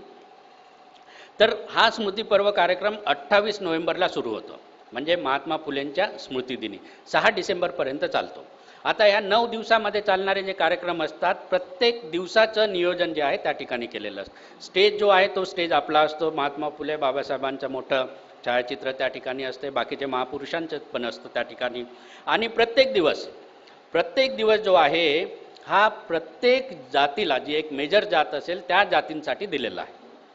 म्हणजे एका दिवशी माडी समाजाचे करतात, दुसऱ्या दिवशी आदिवासी समाजाचे करतात, तिसऱ्या दिवशी विजयंतीचे करतात, चौथ्या दिवशी ओबीसी समाजाचे करतात, 5व्या दिवशी मुस्लिम समाजाचे येऊन करतात, 6व्या दिवशी महिलांसाठी सेपरेट दिवस असतो, 7वा दिवस शेड्यूल कास्टच्या लोकांसाठी असतो, 8वा दिवस आणखी असं वेगवेगळ्या दिवसात त्याचं सगळं नियोजन त्या त्या जातीचे लोक, त्या त्या समूहाचे लोक करत असतात. मला वाटतं की असं चांगलं उदाहरण जे आहे, याचा उल्लेख जाणीवपूर्वक यासाठी करतोय की इंगळे साहेबांनी जे सांगितलं की बाबासाहेबांनी म्हटलं होतं की स्वतःच्या पोटामध्ये जातीभेद ठेवू नका, ते जे सांगितलं त्याचीच एक प्रक्रिया म्हणून तो कार्यक्रम त्या ठिकाणी सगळ्या लोकांना जवळ घेऊन, सगळ्या लोकांना बोलून समजावून सांगून अशा पद्धतीने सुंदर कार्यक्रम जो आहे तो त्या ठिकाणी होतो. परंतु असे कार्यक्रम राबवल्यामुळे सगळा जातीभेद संपला असं मानायचं मुळीच कारण नाही. परंतु सुरुवात जी आहे, आणि ही स्मृती पर्वाची सुरुवात जी आयडिया जरी मी सांगितली असेल तरी मात्र तिथल्या लोकांनी ते घडवून आणलं, म्हणजे कुठे ना कुठे त्यांनाही ते वाटतच होतं, फक्त थोडासा पुश करणारा पाहिजे. आता इंगळे साहेबांनी त्यांच्या भाषणामध्ये तुम्हाला भरपूर पुश दिलेलं आहे, भरपूर ते बोललेले आहेत, परंतु हे बोलणं सुद्धा खूप रास्त आहे. कारण आपलं पोटेन्शियल भरपूर आहे, आपलं पोटेन्शियल भरपूर आहे, एवढी चांगली आपली संघटना आहे. त्यामुळे ह्या माध्यमातून, ह्या पोटेन्शियलमधून आपण बरंच काही घडवून आणू शकतो. परंतु आपल्या वेळेचं जे नियोजन आहे हे मात्र कुठे ना कुठेतरी चुकत असतं. वेळेचं नियोजन चुकतं, आपल्या पैशाचं नियोजन चुकतं, आपल्याकडे असणारे जे रिसोर्सेस आहेत त्याचं नियोजन चुकतं. कारण एक गोष्ट आणखी एक महत्त्वाचं लक्षात ठेवा, तुम्हाला भूक लागेपर्यंत बोलणार आहे. एक गोष्ट आणखी, भूक लागायला वेळ आहे ना, ओके. एक गोष्ट आणखी महत्त्वाचं लक्षात ठेवा की कुठलाही माणूस समाजाची जर सेवा करायची असेल किंवा समाजाचं थोडंसं काम करायचं असेल तर 3 गोष्टी अतिशय महत्त्वाच्या त्याच्यासाठी लागतात असं माझं मत आहे. म्हणजे हे पण मी ऐकलं आहे आणि अनुभवलंही आहे. त्या 3 महत्त्वाच्या गोष्टी म्हणजे आपण 3 प्रकारे मदत करू शकतो. एक, आपण वेळ देऊ शकतो, समाजासाठी एक वेळ देऊ शकतो. दुसरं महत्त्वाचं म्हणजे आपली जी बौद्धिक क्षमता आहे, त्या बौद्धिक क्षमता, ती आपली जी बुद्धी आहे त्या बुद्धीचा आपण वापर जो आहे हा समाजासाठी करू शकतो. टॅलेंट आपल्याकडे जे आहे ते. आणि तिसरी महत्त्वाची गोष्ट रिसोर्स, म्हणजे दुसरे आणखी रिसोर्स जो आपल्याकडे आहे, पैसे. कारण आपण आता नोकरीवर लागलेलो, त्याच्यामुळे उद्या आपल्याला जेवण मिळेल की नाही याची काळजी नसतेच. तर हा पैसा जो आहे, ह्या पैशाद्वारे आपण आपल्या समाजाची मदत आपण करू शकतो. म्हणजे 3 महत्त्वाच्या गोष्टी, टाईम, टॅलेंट आणि ट्रेझर, या 3 प्रकारे आपण समाजाची सेवा करू शकतो किंवा समाजाला मदत करू शकतो. मग आपण सर्वात जो महत्त्वाचा याच्याकरता आहे तो प्लॅनिंगचा भाग जो आहे, हे प्लॅनिंगचं, कारण आपण शासकीय सेवेमध्ये असताना आमच्यासारखे जे वरिष्ठ स्तरावरचेही जे लोक आहेत, हे आपण एक अतिशय महत्त्वाची गोष्ट आपल्याकडे असते ती म्हणजे इन्फॉर्मेशन. आपल्याकडे इन्फॉर्मेशन सगळ्या गोष्टींची असते. कायदे कानून आपल्याला माहीत असतात, वेगवेगळे सर्क्युलर कुठले येतात ते आपल्याला माहीत असतात. आणि तुम्हाला जर माहीत होत नसेल तर मला माहीत आहे की कास्ट्राईबच्या मार्फत ह्या सगळ्या सर्क्युलर्सचं चांगलं संकलन केलं जातं, ते सुद्धा तुम्हाला पुरवलं जातं. ही माहिती आपल्याकडे असतं. मग ही माहिती असताना त्या माहितीचा उपयोग जो आहे तो कशा पद्धतीने करायचा, चांगलं प्लॅनिंग जे आहे ते समाजासाठी आपण कशा पद्धतीने करू शकू, टॅलेंट आपल्यामध्ये जे आहे त्याचा वापर आपण कशा पद्धतीने करू शकू, याचा विचार जो आहे तो आपण नक्कीच करायला पाहिजे. दुसरं महत्त्वाचं म्हणजे टॅलेंटबद्दल सांगितलं. दुसरं महत्त्वाचं जे आहे ते म्हणजे ट्रेझर, म्हणजे पैसे आपल्याकडे असणारे.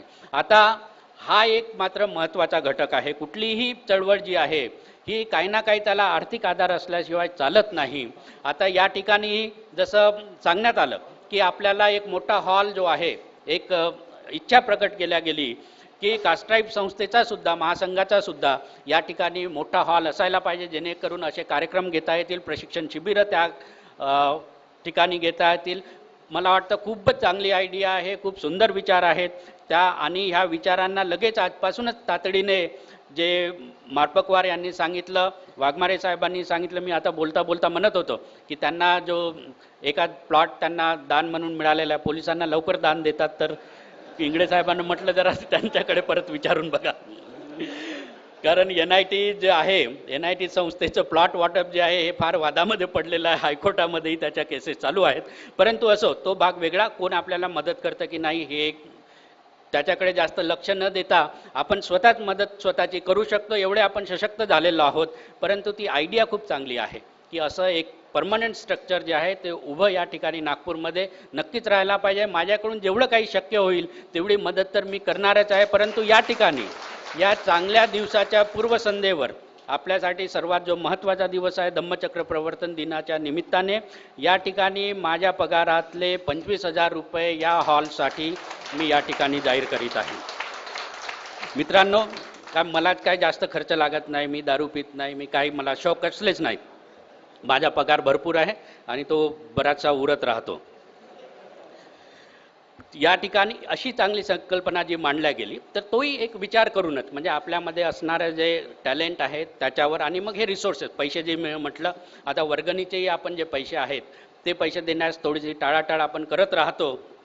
परंतु मला असं वाटतं की आता मोबाईलचं जो आहे मोबाईलचं प्रमाण फार वाढलेलं आहे आणि आपल्या सर्वांकडेच असतात.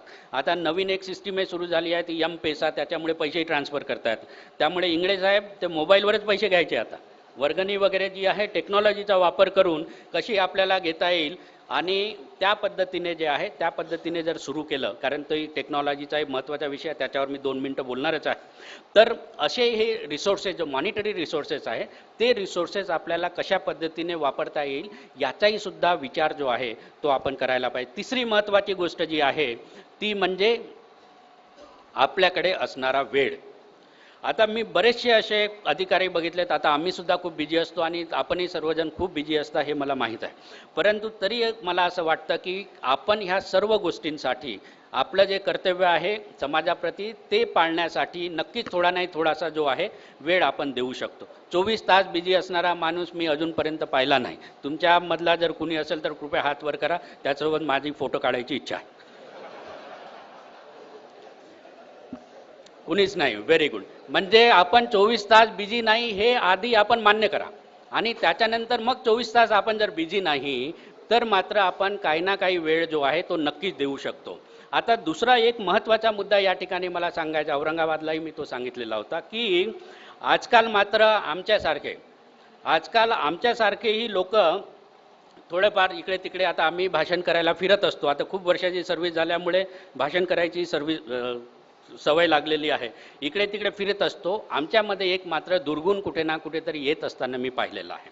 स्पष्टपणे या ठिकाणी सांगतो की आम्हाला वाटायला लागलंय की मलाही वाटायला लागलंय की मी फार मोठा समाजकार्य करणारा माणूस आहे. आता जेव्हा मी ह्या नोकरीमध्ये काम करतो, मी सकाळी 9 वाजल्यापासून रात्री 9 वाजेपर्यंत काम करतो. 12 तास काम करतो, नक्कीच करतो. त्यानंतर मग ज्या दिवशी सुट्टी असते, जशी आज सुट्टी आहे, मग उद्या पण सुट्टी आहे, तर अशा सुट्टीच्या दिवशी किंवा माझ्या ऑफिसचं काम संपल्यानंतर मी थोडंसं काम समाजाचं करायचं म्हणून सामाजिक कार्यक्रमामध्ये जातो. म्हणजे माझा एक लक्षात ठेवा की माझा जो वेळ आहे, मी स्वतःबद्दल सांगत आहे की माझा जो वेळ आहे हा वेळ जास्तीत जास्त माझा नोकरी करण्यामध्ये जातो. मी समाजासाठी फक्त माझ्या वेळेमधला 5% ही वेळ देतो की नाही हे मला खात्रीलायक सांगता येत नाही. पण तरी मात्र मला वाटत आहे की मी खूप समाजाचं काम करतोय म्हणून. मित्रांनो, समाजासाठी वेळ देणं ही सर्वात मोठी गोष्ट आहे, हे लक्षात ठेवा. आणि मग आपण आपला वेळ जो आहे हा वेळ आपला नोकरीमध्ये जास्त जातो हे सुद्धा लक्षात ठेवा. मग वेळ तर द्यायलाच पाहिजे, त्याच्याशिवाय कुठलीही चळवळ चालणार नाही, कास्ट्राईबची चळवळ चालणार नाही, आपली चळवळ चालणार नाही, समाज पुढे जाणार नाही, हेही लक्षात आपल्याला आहेच. म्हणून वेळ आपण स्वतः देऊ शकत नसू तर मग दुसरे वेळ देणारे जे आहेत ते आपण तयार करायला पाहिजे, ही काळाची गरज आहे. आणि म्हणूनच या ठिकाणी जसं आपलं सर्व सोडून ज्यांनी आपलं उदाहरण दिलं की भावाचं लग्न आहे हे सुद्धा माहीत नसलेला माणूस आज या ठिकाणी ह्या नोकरीच्या सेवेवर तो लात मारून समाजासाठी म्हणून, आपल्या सर्वांसाठी म्हणून, कर्मचाऱ्यांसाठी म्हणून, अधिकाऱ्यांसाठी, मग ते IAS असोत, IPS असोत की कारकून असो, त्याच्यासाठी संपूर्ण आयुष्य वेचणारा असा एक माणूस आपल्याला लाभलेला आहे कृष्णा इंगळे यांच्या स्वरूपामध्ये. त्यामुळे त्यांचे हात आपण जास्तीत जास्त कसे बळकट करता येतील ह्या संघटनेच्या माध्यमातूनही आणि इतर माध्यमातूनही हे आपण शिकायला पाहिजे. आणि हे शिकत असताना जसं मी म्हटलं की आपण स्वतः वेळ देऊ शकत नाही, तर ज्या ज्या ठिकाणी आहात त्या ठिकाणी वेळ देणारे कार्यकर्ते जे आहेत ते आपण तयार करायला पाहिजे. आणि वेळ देणाऱ्या कार्यकर्त्यांकडे रिसोर्सेस नाहीत, ते रिसोर्सेस आपण त्यांना पुरवायला पाहिजेत. आणि असं जर आपण केलं तरच आपण एक समाज म्हणून पुढे जाऊ शकू. कारण मी असं बघितलेलं आहे, जसं मी सांगितलं की आम्ही स्वतःला खूप असं समजायला लागलो की समाजाचं काम आमच्याशिवाय होतच नाही आणि फक्त आम्हीच करतो म्हणून. परंतु याच्यामुळे काय झालंय की अधिकारी कर्मचारी जे आहेत ते आणि जे समाजामध्ये राहतात, समाजात 24 तास जे राहतात, त्याच एरियामध्ये राहतात, त्याच झोपडपट्टीमध्ये राहतात, सामाजिक कार्यकर्ते जे आहेत ते आपल्याकडे कधी येतात? तर आपण म्हणतो की आपल्याकडे 14 एप्रिलच्या वेळेस येतात. का? तर वर्गणी मागायसाठी म्हणून येतात. मग आपण त्यांना म्हणतो की आले, आता वर्गणी मागायसाठी 100 लोक आले. आपण सांगतो की अरे ते आत्ताच तर त्या दुसऱ्याला दिली, तिसऱ्याला दिली, चौथ्याला दिली. आणि आपण मग तो काय म्हणतो की मी वर्षातून यांच्याकडे फक्त 1-2दा जातो, तेही वर्गणी मागायला, आणि ते कुणाच्या नावावर? बाबासाहेबांच्या नावावर. बाबासाहेबांमुळे हे लोक इथे बसलेले आहेत आणि त्यांच्याच नावाने जयंती करायचं किंवा कुठला कार्यक्रम घ्यायचा त्याला हे मदत करत नाही, म्हणून तो आपल्यावर रागावतो, कारण त्याच्याकडे रिसोर्सेस कमी आहेत. आपली काय भावना असते की हा तिथला गल्लीतला राहणारा समाजसेवक आहे, कार्यकर्ता आहे, झोपडपट्टीत राहणार आहे, माझ्या नोकरीसाठी हा काय मदत करू शकतो? शून्य करू शकतो. माझ्या हा काही कामाचा नाही, माझ्या काही उपयोगाचा नाही. माणूस हा स्वार्थी असतो, हे सगळेजण आपण मान्य कराल. लहानपणापासूनच स्वार्थीपण सुरू होतं. लहानपणीच काय, जन्मल्याबरोबर बाळ रडायला लागतं. कशाला रडतं? काहीतरी पाहिजे असतं. काय पाहिजे असतं? दूध पाहिजे असतं. तेव्हापासून त्या काही ना काही पाहिजे असताचा जो विचार आहे हा माणसाच्या मनामध्ये नेहमीच असतो. मग आपण कुठे ना कुठेतरी विचार करतो की बाई हा सामाजिक कार्यकर्ता जो आहे तो कशा पद्धतीने आपल्याला मदत करू तर मुळीच शकत नाही, फक्त आपल्याकडे वर्गणी मागायला येतो, म्हणून आपल्या मनात त्याच्याबद्दल नेगेटिव्ह जे आहेत विचार पैदा होतात. आणि त्याच्याबद्दल आपले विचार निगेटिव्ह, आपल्याबद्दल त्याचे विचार निगेटिव्ह. त्यामुळे महाराष्ट्रामध्ये मला असं बघायला मिळालेलं आहे की सामाजिक कार्यकर्ते आणि हा नोकरी पेशा वर्ग आहे याच्यामध्ये एक कुठे ना कुठेतरी फार मोठी दरी निर्माण झालेली आहे.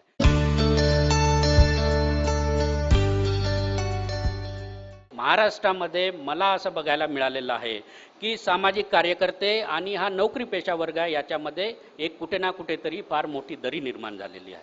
जो सुसंवाद असायला पाहिजे, जे कम्युनिकेशन असायला पाहिजे ते कमी पडलेलं आहे. आपण आपापल्या प्रश्नामध्ये असतो. आपले प्रमोशनचे प्रश्न आहेत, नोकरीचे प्रश्न आहेत, हे मी मान्य करतो. आपल्या कुटुंबाचेही पर्सनल प्रश्न असतील हे सुद्धा मान्य करतो. परंतु जेव्हा आपण सामाजिक विषयाचा, एका समाजाचा, आपल्या सर्व मागासवर्गीय समाजाचा जेव्हा आपण विचार करतो तेव्हा मात्र चळवळ कशावर चालते हे लक्षात घ्यायला पाहिजे. जसं मी सांगितलं की टाईम, टॅलेंट, ट्रेझर ह्या 3 महत्त्वाच्या गोष्टी ज्या आहेत त्याच्यावर आपण काय करू शकतो. आणि वेळ जर देऊ शकत नाही तर मग वेळ देणारे कार्यकर्ते आपण तयार करायला पाहिजेत.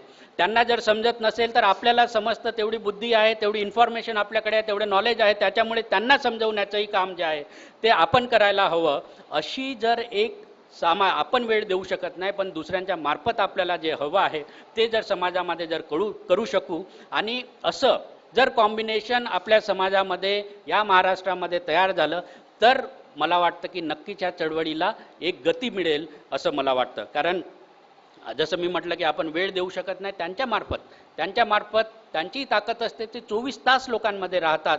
त्यामुळे त्यांच्या ताकदीला कमी लेखू नका. आपल्याकडून जे शक्य होत नाही ते त्यांच्याकडूनही आपण करू शकतो. कधी कधी आपल्याला अशी वेळ येते की मोर्चामध्ये आपण सहभागी होऊ शकत नाही, परंतु या सामाजिक कार्यकर्त्यांकडून आपण मोर्चे त्याच्यामध्येही आपण काढलेले आहेत.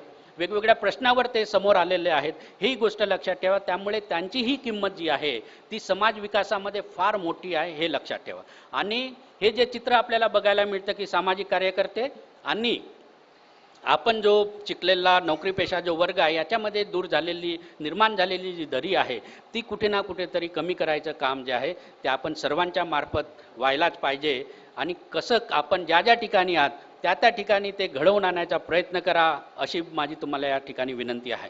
मी ज्या ज्या ठिकाणी जातो त्या ठिकाणी माझा हा प्रयत्न असतोच की सर्व, मग ते पॉलिटिकल राहू द्या, कुठलेही राहू द्या. आता पॉलिटिक्सबद्दल कृष्णा इंगळे साहेबांनी एक वाक्य उच्चारलं की रिपब्लिकन पक्षाची जी आहे अशी फुटाफूट झाली नसती, परंतु त्याला मला आणखी त्याच्यावरही वेगळं आणखी बोलता येईल आहे.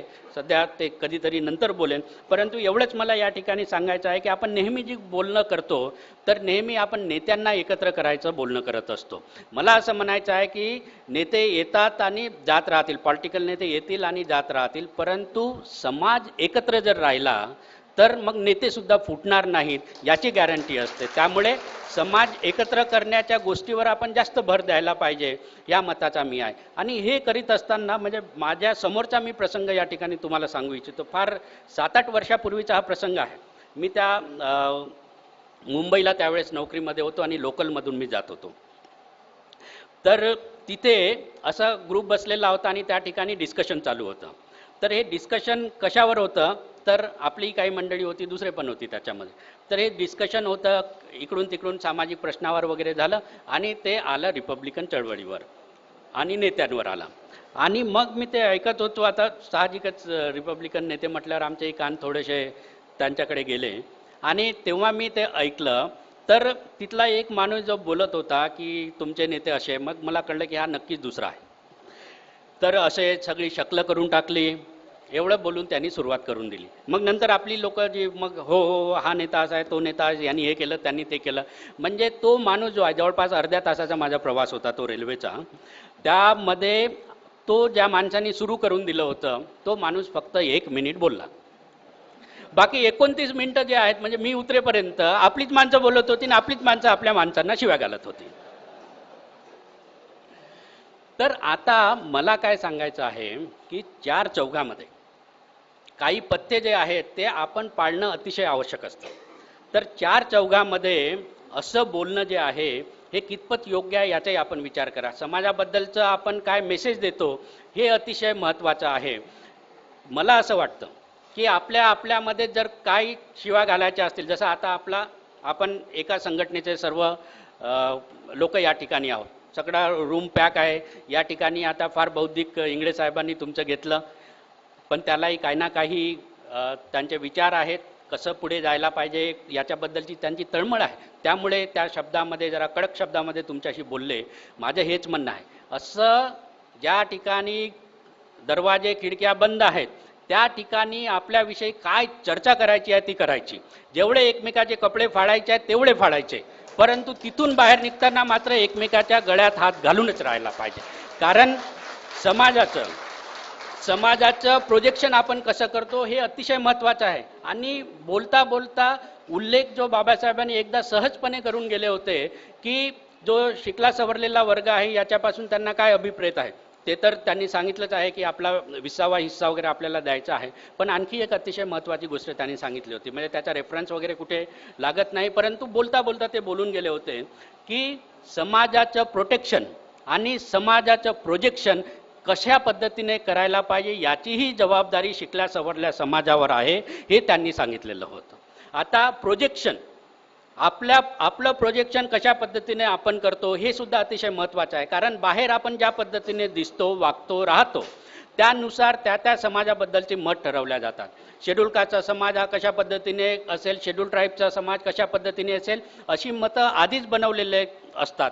आता मी किती झालं तरी तसं आता माझं नाव तुम्हाला सर्वांनाच माहीत आहे, त्यामुळे मी कुठे जायच्या आधीच मी कोण आहे हेही माहीत असतं. त्यामुळे बऱ्याच ठिकाणी काय सांगायची भानगडच पडत नाही. परंतु सगळ्यांचे नावं असं नसतात. ज्या पद्धतीने प्रोजेक्ट करतो किंवा आपल्याबद्दलची जी मतं आहेत, आता मी तिथे औरंगाबादला जॉईन झालो. आता औरंगाबाद म्हणजे चळवळीचं सेंटर आहे हे तुम्हालाही माहीत आहे, नागपूरसारखंच. तर त्या ठिकाणी सगळ्यांचा समज असाच होऊन गेला की भाई आता हा माणूस आला तर हा फक्त आपल्याच लोकांचं करणार, असं. म्हणजे ती मानसिकता त्यांची की आता आयुक्त म्हणून आलेला तिथे माणूस, IAS अधिकारी असलेला माणूस, त्याच्याबद्दल जर असं मेंटॅलिटी लोकांची अजूनही असेल तर मग आपल्याला माहीत आहे की आपल्याबद्दल जे लोक विचार करीत असतात ते कशा पद्धतीने असतात. आता त्या ठिकाणी मग खरं म्हणजे ज्या जबाबदाऱ्या असतात त्या पार पाडायचा नेहमीच माझा प्रयत्न असतो, ते मी सांगितलंच आहे. तिथेही त्या सगळ्या जबाबदाऱ्या जवळपास पार पाडायचा मी प्रामाणिकपणे प्रयत्न केला. आणि हे करीत असताना मात्र मग ज्या ज्या ठिकाणी आपल्याला प्रोजेक्ट करायचा आहे, आपण कसं वागतो, काय वागतो याच्याकरता मात्र मी फार पर्टिक्युलर राहत असतो. त्याही ठिकाणी अतिशय कडक होतो, कडकपणेच वागलो. आपले नगरसेवक असतील, कुठलेही असतील, सर्वांना समानच पद्धतीने वागणूक देत होतो. माझ्या केबिनमध्ये येताना प्रत्येक नगरसेवक कुठलाही असेल तो मात्र विचार करूनच यायचा की साहेबांशी काय बोलायचं आहे म्हणून. कारण जास्त मी बोलत नाही, फक्त अशा भाषणामध्येच आता सवय लागल्यामुळे जास्त बोलतो, अदरवाईज ऑफिसमध्ये जास्त बोलत नाही. तर मित्रांनो, मग का? कारण माझं प्रोजेक्शन ज्या पद्धतीने होत आहे, माझ्या कामाची जी पद्धत आहे याच्यावर सर्व लोक नजर ठेवून असतात, ही जाणीव मला प्रत्येक वेळेस असते. तुमचं काम कसं आहे, तुम्ही कशा पद्धतीने काम करता याच्यावरही सगळे लोक नजर ठेवून आहेत, हे कृपया तुम्ही सर्वांनी लक्षात ठेवायला पाहिजे. आणि त्यामुळे आपण कशा पद्धतीने काम करतो हे फार महत्त्वाचं असतं. त्यामुळे ते नेहमीच लक्षात ठेवून कुठलंही ज्या ठिकाणी मी सही करतो, ज्या ठिकाणची नोटशीट असते ते खूप वेळा वाचतो. खूप वेळा वाचतो आणि मग सही करतो, कारण सही केल्यानंतर त्याला मी जबाबदार असतो आणि त्याबद्दल सगळी माहिती असणं आपल्याला अतिशय आवश्यक असते. कायदे कानून खूप वाचतो, सगळी फाईल वाचून काढतो, माझे ते ऑफिसर वाचत नसेल तेवढं वाचतो. परंतु ते करत असताना कारण हे माझ्या मनात असतं की माझ्याबद्दल जर चांगलं मत झालं तर माझ्या समाजाबद्दलही चांगलं मत होईल याची जाणीव मला नेहमीच असते. आणि म्हणूनच मी काम करत असतो. कारण हे काम करीत असताना, हे काम आपण सर्वांसाठीच करीत असतो, परंतु हे करीत असताना मी फक्त एकटा पुढे गेलो तर समाज पुढे जात नाही, हे तुम्हा सर्वांना माहीत आहे. तुम्ही एकटे पुढे गेले तर समाज पुढे जाणार नाही. आणि समाजाची परिस्थिती अशी आहे, आपण तर सोडूनच द्या, ते आपण आता मुख्यमंत्री बिहारचे जे आहेत मांझी, दलित समाजाचेच आहेत, एका मंदिरामध्ये गेले होते. आता मुख्यमंत्री असलेला माणूस मंदिरात जातो, तो गेल्यानंतर तिथून त्या मंदिराची साफसफाई केल्या जाते. अशा पद्धतीची मेंटॅलिटी, अशा पद्धतीचा आपला समाज घटक जो आहे तो अशा पद्धतीचे कामं चालू आहेत. त्यामुळे त्या मेंटॅलिटीमध्ये विशेष फरक जो आहे तो पडलेला नाही.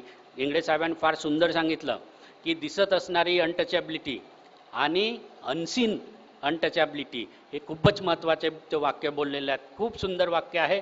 आपण त्याचा कुठे ना कुठेतरी विचार करावा आणि आम्ही सर्वजण या ठिकाणी बोलत आहोत, त्याचा नक्कीच तुम्ही विचार कराल असं मी गृहीत धरीत आहे. तर हे अशा पद्धतीने म्हणजे आपण जर स्वतः एक उत्कृष्ट अधिकारी कर्मचारी म्हणून आपण जर काम करीत राहिलो तर हळूहळू आपल्या समाजाचं नक्कीच नाव होईल आहे की बाई हे मागासवर्गीय समाजाचे जे लोक आहेत की यांचं काम नेहमीच चांगलं असतं.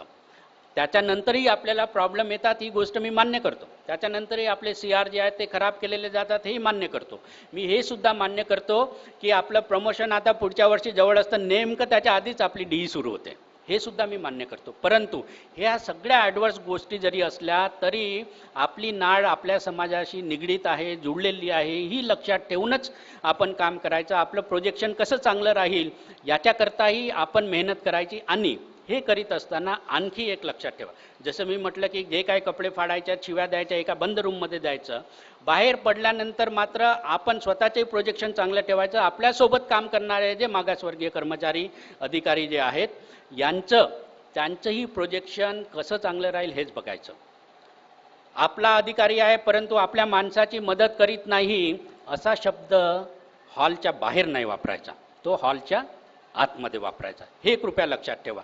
आणि बाहेर मात्र सांगायचं की नाही चांगला अधिकारी आहे, म्हणजे बाहेरच्या माणसासमोर जो आहे त्याचं प्रोजेक्शन जे आहे ते चांगलंच राहील याची काळजी घ्या.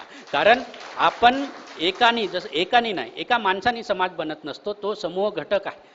ह्या सगळ्या समूहांनी समाज बनत असतो. त्यामुळे आपल्याबद्दलचं असणारं मत जे आहे जर ते दुसऱ्याचं परिवर्तन करायचं असेल तर सगळे लोक हे चांगले काम करतात, आपण सर्व मागासवर्गीय घटक जे आहोत ते जीव तोडून काम करीत असतो, हे आपल्याला कुठे ना कुठेतरी पटवून द्यावं लागतं. कारण त्यांच्या बाबतीमध्ये तर काही गरजच नाही, कारण ते मेरिटोरियस आहेत असंच समजलं जातं, परंतु आपल्याला मात्र ते पटवून द्यावं लागतं. म्हणून आपण डबल काम करण्याचं गरजेचं आहे. मग अशा पद्धतीने प्रोजेक्शन झाल्यानंतर मात्र दुसरा महत्त्वाचा आणखी जो विषय येतो तो म्हणजे प्रोटेक्शन. आपली जी जबाबदारी आहे, जसं मी सांगितलं की आपल्या अधिकाऱ्यांचे प्रोजेक्शन, कर्मचाऱ्यांचे आपले कलिग्स आहेत त्यांचं प्रोजेक्शन कशा पद्धतीने करायचं, तसंच प्रोटेक्शनही कशा पद्धतीने करायचं ते सुद्धा अतिशय महत्त्वाचं आहे. मग हे प्रोटेक्शन करीत असताना मग आपण असेही आता बरेचसे, इनफॅक्ट इंगळे साहेबच मला एक उदाहरण सांगत होते.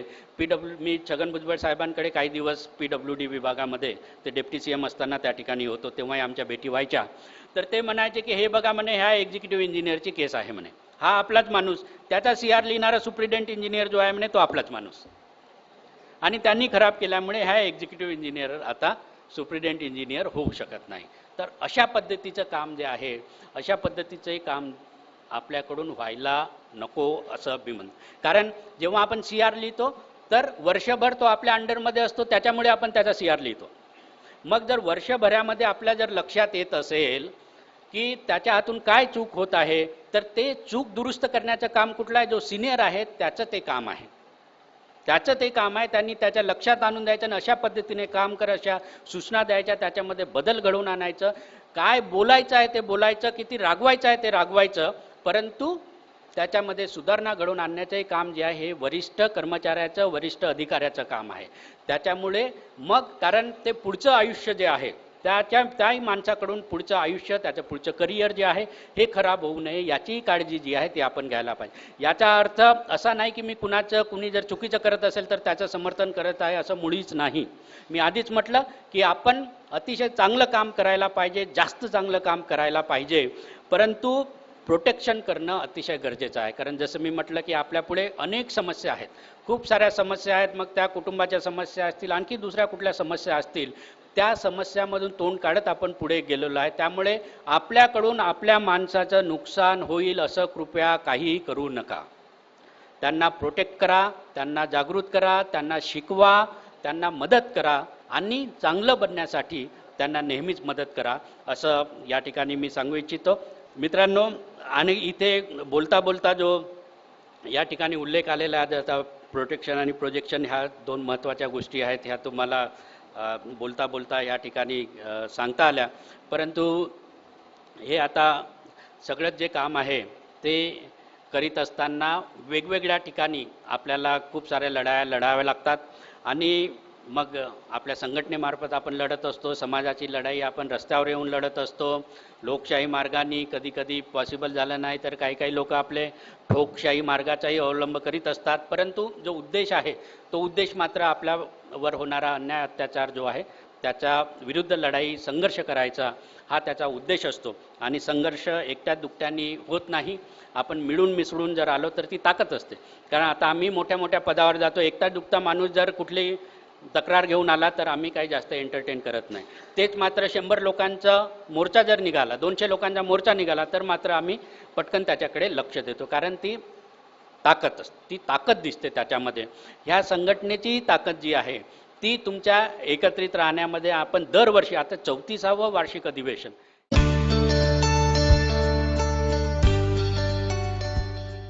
ह्या संघटनेची ताकद जी आहे ती तुमच्या एकत्रित राहण्यामध्ये आपण दरवर्षी, आता 34वे वार्षिक अधिवेशन, इतक्या दिवसापर्यंत ही संघटना बांधून राहिलेली आहे, सशक्त झालेली आहे. कारण मी प्रत्येक चीफ सेक्रेटरी बघतो, प्रत्येक चीफ सेक्रेटरींचे फोन जे आहेत, म्हणजे कधी कधी आम्ही इंगळे साहेबांचा फोन उचलत नाही मीटिंगमध्ये असताना, पण चीफ सेक्रेटरी मात्र त्यांचे फोन नक्कीच उचलतात. तर एवढी ताकद त्यांनी निर्माण केलेली आहे. या ताकदीचा फायदा आपण कशा पद्धतीने करून घ्यायचा हे आपण कृपया लक्षात ठेवा. आम्ही सर्वजण त्यांच्यासोबत आहोत. ज्या ज्या ठिकाणी जसं मी म्हटलं की शक्य होईल तिथे तिथे मदत करायचा आम्ही प्रयत्न करणार आहोत. परंतु कुणी काय काम करायचं हे सुद्धा अतिशय महत्त्वाचं असतं समाजासाठी. कुणी बाहेर येऊन लढा द्यायचा, कुणी पडद्यामागून यायचं, कुणी कुठलं काम करायचं हे सुद्धा आपण अतिशय समंजसपणे जे आहेत ते समजून घेतलं पाहिजे.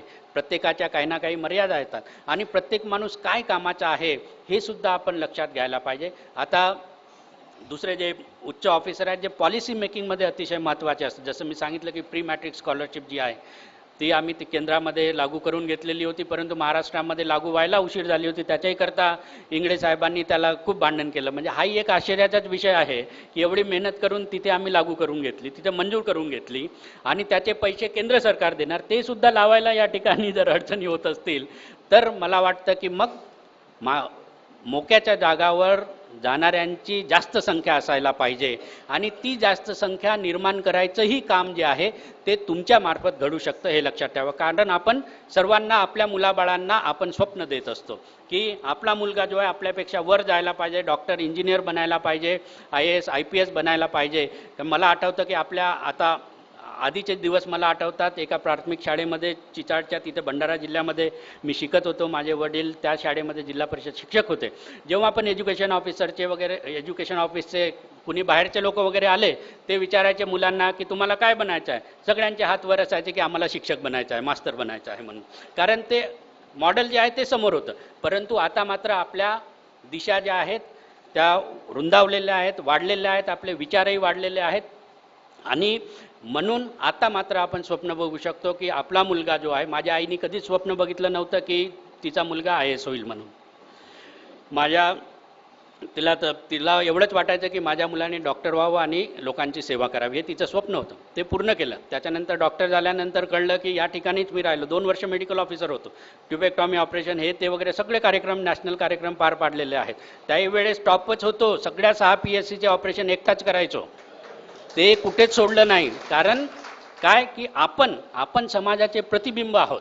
ते नेहमीच लक्षात ठेवायला पाहिजे. ज्या पण समाजामध्ये आपण जन्मलो आहोत त्याचं आपण प्रतिबिंब आहोत हे लक्षात ठेवायचं आणि त्या पद्धतीनेच काम जे आहे ते नेहमी आपण करायला पाहिजे. आणि हे करीत असताना जसं प्लॅनिंगचंही म्हटलं, थोडासा 1 मिनिटं त्याच्यावर बोलतो की प्लॅनिंगही करत असताना काही महत्त्वाच्या गोष्टी आपण लक्षात ठेवायला पाहिजे.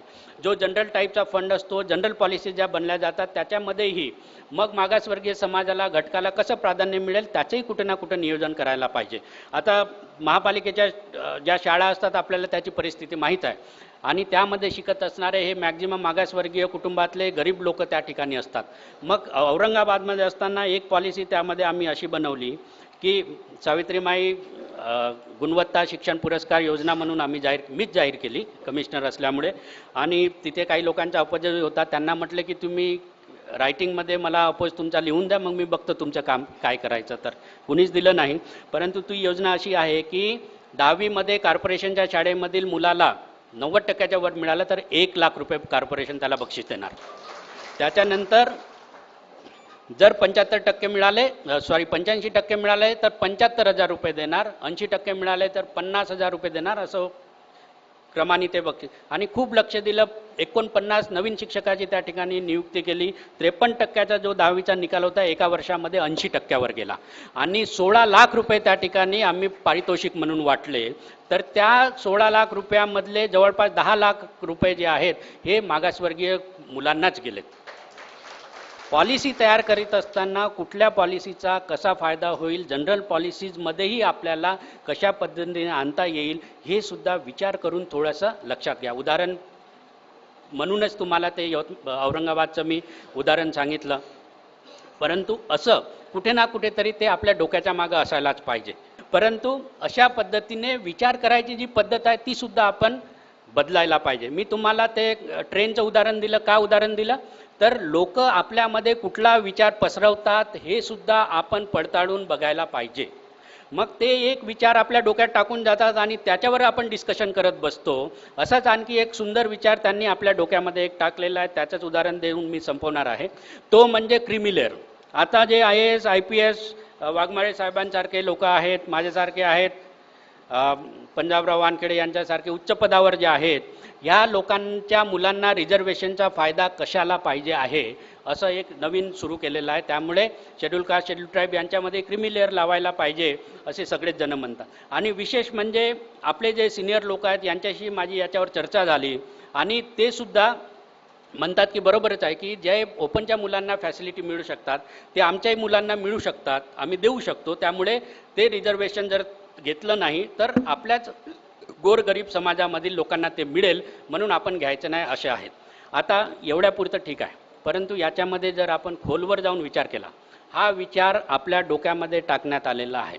पण एक असा विचार तुम्ही केला का की ओपनमध्येही सुद्धा गरीब लोक आहेत ना, मग त्यांच्याकरता असं स्पेशल रिझर्वेशनची मागणी कधी झालेली आहे का की ओपनमधले जे गरीब आहेत त्यांच्याकरताही नोकरीमध्ये वेगळं आपल्याला आरक्षण पाहिजे म्हणून? नाही. आता याचा आणखी जास्त विचार करत असताना थोडासा खोलात विचार करत गेलो. आता त्याचं उदाहरण माझंच उदाहरण म्हणून सांगतो, लवकर समजता येईल तुम्हाला.